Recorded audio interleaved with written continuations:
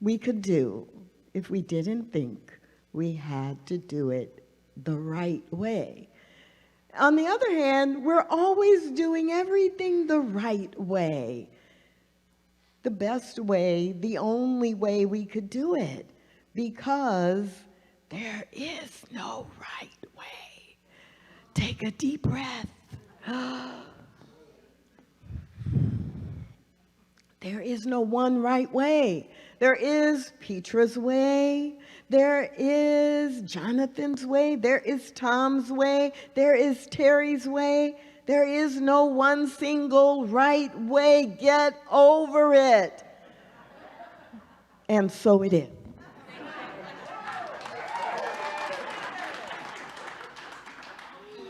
So there is no right way. So if you're able, please stand up. And if you're not able, dance in your chair, because we are going to have a 30-second dance party. Are you ready? Let's do this. 30-second dance party. Including you all online.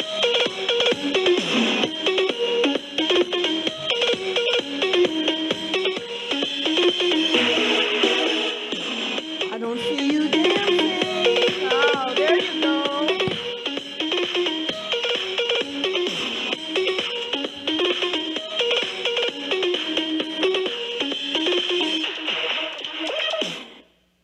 Seconds. There is no right way to dance. Dance is freeing. Dance allows you to move and breathe. And even if you're sitting still, you can dance like this. Move your foot. Now, who in here, be honest with me, and you two online, I can see you. When I said 30-second dance party, or you saw the slide, who had that message? Ooh, I don't dance. One honest person in the room. Or I don't dance well. Or, ooh, I better look around and see how this person down the aisle or the row from me dances before I embarrass myself. There is no single right way. Get over yourself. So if you are within the sound of my voice and you know that you are an artist, please stand. Woo, in the room. And online, I see you all standing, at least in my imagination.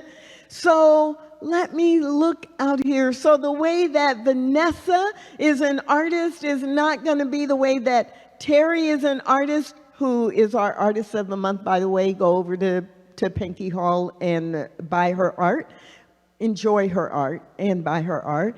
And the way that Jerry is an artist is probably not the same way that Kirby is an artist. And some of the ways we are artists are visible to us. Some of them are not. So you can sit down. Who in the room is under the age of 40? Yes, yes, yes. Give them an applause. And if you are under the age of 40 and you're online, you better be standing too. There's no right way to go through your 20s. Sorry.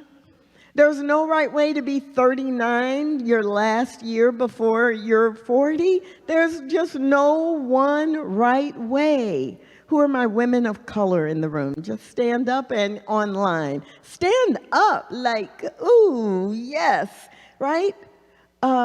Women of color represent different nationalities, different age groups, different experiences. There is no right way to show up at CSLDallas or anywhere in the world where you're like, this is the right way to be a woman of color. I don't know. We all might want to follow JL's example, but you know, in general, there's not one right way. Who in the sound of my voice is a grandparent? stand or raise your hand. Yeah. And online, I see a lot of you. I feel your energy. Grandparenting is cool, right?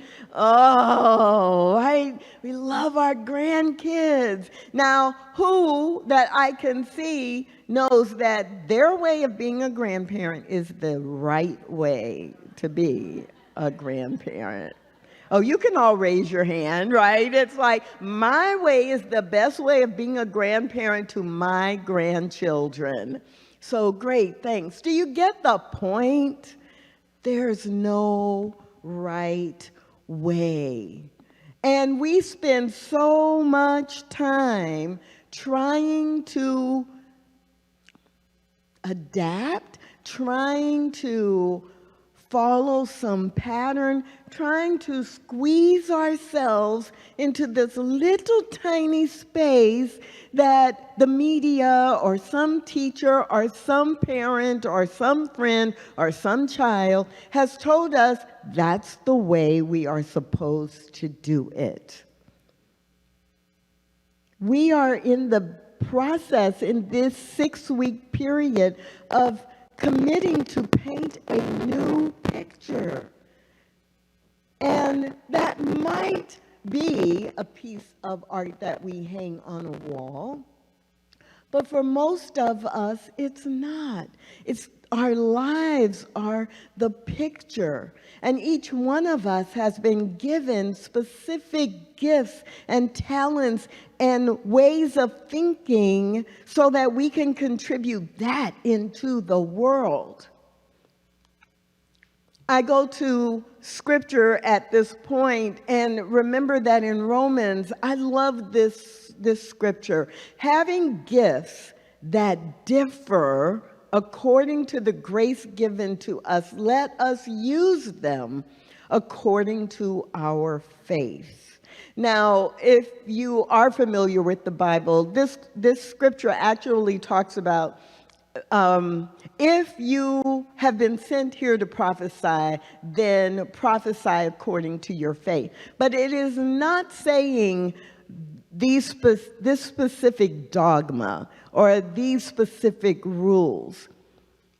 Use the gifts and talents you have been given according to your faith in your ability to express them, your willingness to live into that talent, knowing it is the way that Constance has been designed, not the way that Carol has been designed, and to do that with complete commitment. I was going to say complete abandon, but I think it's not abandon, it's commitment. I recognize what my gifts and talents are, and even if that is simply that I have a great smile and I make people feel comfortable, then I apply that. I use that according to my faith in my ability to make a difference in the world, to bring my smile forward. So having gifts that differ according to the grace given us, that each one of us has a unique combination of spiritual and physical qualities and attributes, and each one of us is unique, and each one of us has something to contribute into the world. That is what we are to do. And so the way that one person does it really has no bearing on the way the next person does it. And in Matthew, there's scripture that says, that is in the parable of the talents, the one who had received the 5 talents went at once and traded with them and made 5 talents more. Now, this is another, I remember growing up reading this line many times, and in my mind, I was like, yeah, this person went out and they traded their 5 talents and got 5 different ones. But that is not what this says. Follow along with me. The one who had received the 5 talents went at once and traded with them and made 5 talents more. I have my 5 talents. I go into the world and I use them. I trade my energy with your energy and we create something new together, and it creates 5 new things because we each are trading with, offering our unique way of being in the world, and together we create something. And that could happen one-on-one. That could happen with CSLDallas as a community, that each one of us brings our talents, our gifts, our understanding of spiritual principle, and together we shift the energy, not only in this building or on this Facebook page or in our own community, but we create 5 additional ways to impact Dallas-Fort Worth, North Texas, the Southwest, the nation, and in fact, the world. Dr. Petra mentioned the daily prayer opportunity that's available to us to participate in with others from Centers for Spiritual Living. The opportunity we have to donate funds that go directly to people engaged with CSL in the Ukraine. I bring my talent and my gifts, the ones that I have, and I offer them and I combine them with yours and yours and yours and yours. And it shifts everything. At the same time, if I don't bring what I have, whether I think it's big or small, good or not enough, if I don't bring that which I have, then I am not contributing to create the world that works for everyone, let alone creating a life that works for myself. So this whole idea of there's no wrong way or there's no right way requires us to understand and to remember that we've got to bring it. We've got to bring what we do have. Each of our talents and gifts are different for a reason. I sure wish I could sing the way that Lainey does. Anybody else with me on that? Gosh, I wish I could do that. But Lainey can't roller skate the way that I can. And she wants to, right? So there's no right way except that it's your own way. Are you with me? Are you like, if you're online and this is making any sense, like put a Y or a yes in the chat or +1. Yeah, Tracy, I'm there. And if you're in the room, can I just like hear some feedback? Who's with me? Like, right? There's no one right way. There is just our individual way. Your life is your canvas, and you are the only artist who can make it into a masterpiece. I can't do that for you. Reverend Karen is amazing and is always reminding us to be love, but she can't make any of us do that. Your life becomes the masterpiece when you are applying these 6 steps that we are talking about to painting a new picture. And today just happens to be the step of remembering and actually becoming okay with the idea that there is no one right way. Many of you know Connie Williams in our community. And if you've been around her in a class or anything, you'll hear her talk about being a potter or sitting at the, whatever it's, the pottery wheel, the potter's wheel. Thank you. I see all the artists who stood up. I knew somebody would know. So this is a piece from Connie Williams. And What I'm reminded of is that she had to sit at the wheel and be using her talent and tapping into spiritual guidance. Like, there is no right way. I don't think there was someone in the room who said, I am the teacher over all of you who are working and creating today. And Connie, you need to make this color, and you need to put these lines in here in concentric circles, otherwise it's not going to be any good. I don't think that happened. I think that she took it upon herself to use both ways that we practice and that we are aware of spiritual principle being activated in, as, and through us. We have receptive practices like meditation, like visioning, where we are allowing guidance to come to us. We're listening, and we're not just listening with our ears, right? We're listening with our mind, our body, our soul. What is possible here? What else can I do? Right? The song. What else can I do? What else could be true? What direction do I go next? And so we have receptive practices that we tap into, and they give us ideas, or they give us spiritual guidance, or we think about, without analyzing, how do we apply spiritual principle here? What do I do next as I create this bowl? The authors in our community, every book is different.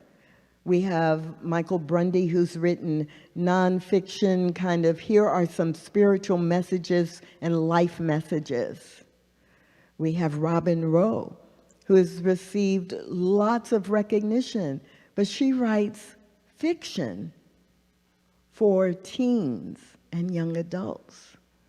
We have Rebecca Wynn, whose book last year, 100 Daffodils, came out to rave reviews. And it was more memoir. It was different. And through receptive practices, each one of them received guidance about what direction to go, how to apply their talents. You can do that whether you're an author or a mom. You can do that whether you are a realtor or you are a musician. We use our receptive practices in order to tap into a soul's inspiration for the direction we might want to go or what we might want to do next. The other kind of practices we have, so we have receptive practices and we have directive practices. And you know, our favorite directive practice, and you can say it with me if you know it, is spiritual mind treatment. Affirmative prayer, we declare what it is we want, how we want our lives to unfold. We are directing the flow of the universe to go in a certain direction in order to deliver us what we want, in order to manifest the kind of life we want. But it's not the only directive practice. When we do a vision board or a treasure map, we are directing the flow of our consciousness on the things that we want or how we want to be or the next thing we want to learn.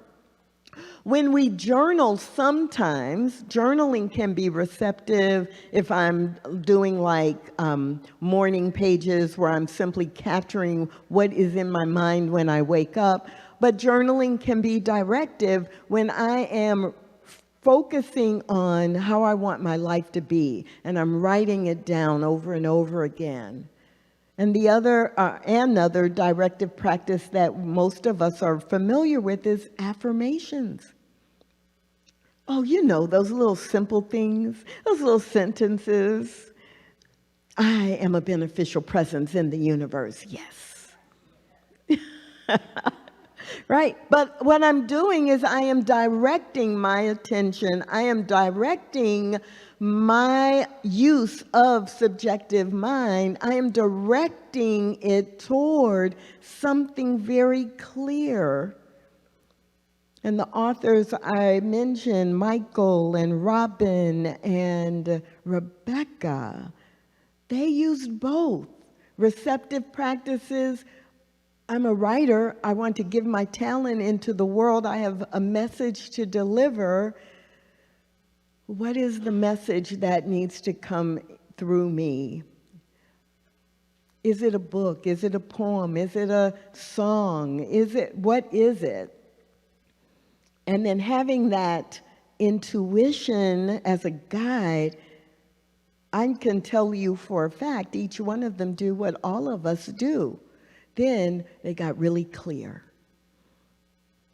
I am an author of a New York Times bestseller.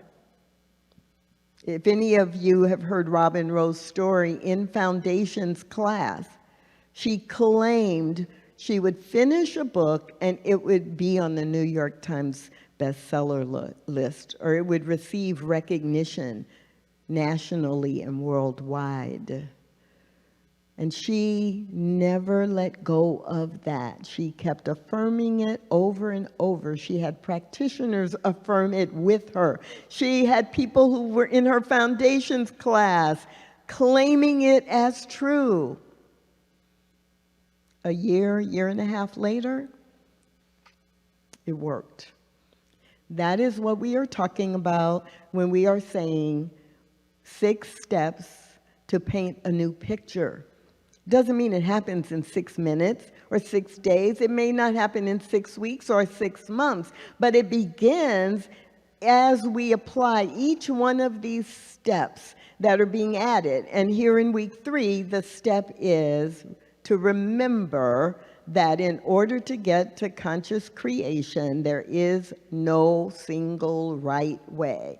There is the way that works for you as you apply spiritual principle and spiritual practice. And it can be so much fun. It can be as fun as dancing, even when you say, I can't dance, right? Because you try it. You do something a little bit different. So if you are going to apply receptive practices and directive practices, it results in you consciously creating and not, I'm not going to use that phrase, consciously creating instead of simply sitting on your couch eating bonbons and saying, oh, God will take care of it. Oh, it's going to happen. I said a prayer 2 weeks ago. Because there's the law. The law must deliver what I say I want. And you know, I went to prayer after service with a practitioner, either in the peace room or online in the practitioner's Zoom room. And, ooh, you should have heard that prayer Faye did for me. It was amazing. So I know it's going to work. No, I have to do my own practices as well so that I can consciously create. I am not a victim to the universe. I am a visionary who has talents and gifts and direction, and I am claiming that now. So it requires you to both listen to the voice of spirit or the message of spirit and choose what direction to walk. It requires you to think and have a mental thought about what it is you want and who you want to be, and then act. You cannot just do one or the other. You are doing both when you are moving forward. And sometimes that requires you to follow the flow of what is being delivered and the conditions around you. And sometimes, instead of simply following, it requires you to lead and have others follow you. Does this make any sense at all to anybody besides me? I'm not sure. I know I get confused sometimes, or I forget that it is my responsibility to not get caught up in the hypothetical, theoretical, right way to do a certain thing, and instead to use my spiritual practices to decide, where do I go next? What do I do now? Great philosopher, Tupac Shakur. Some of you may not be as familiar with him as others, but in a poem that he wrote, in fact, let me read the whole poem. And you'll hear these words that you see on the screen. You'll hear them near the end.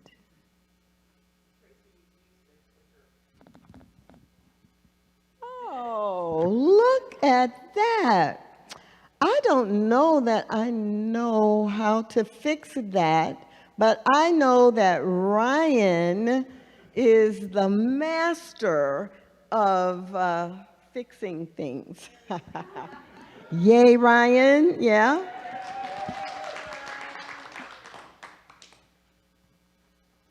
And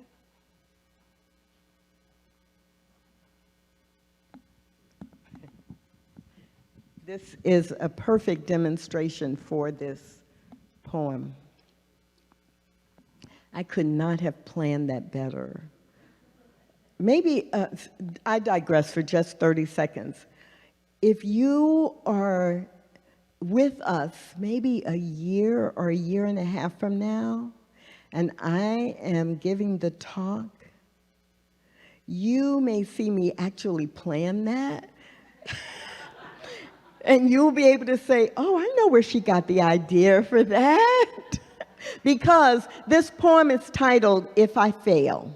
If I make a mistake, if I fail, if things don't go right? All right, here we go. If in my quest to achieve my goals, I stumble or crumble or lose my soul, those who knew me would easily co-sign there was never a life as hard as mine. No father, no money, no chance, no guide.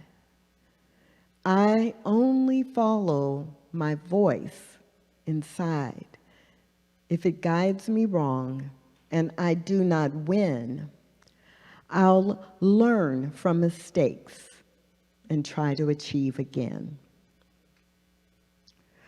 When we actually understand there's no single right way, we stop worrying about making a mistake.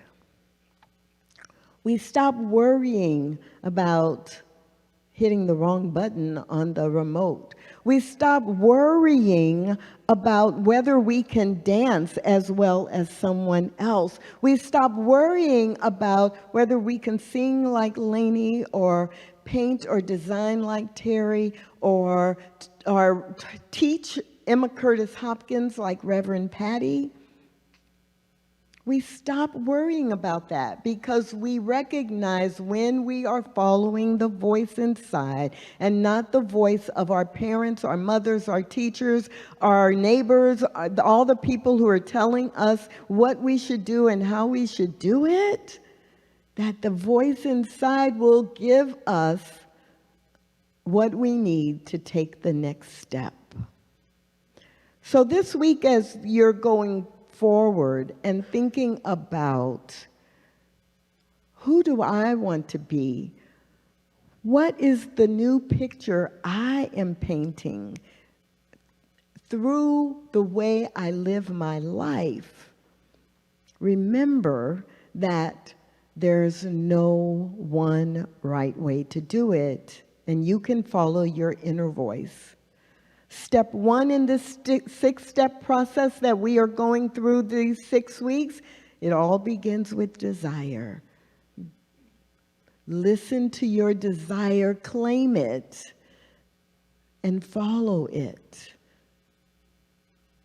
Second step, remember, yes, I am creative. I get to create this life. And step 3, there is no right way. Today is where your book begins. The rest is still unwritten. And so it is.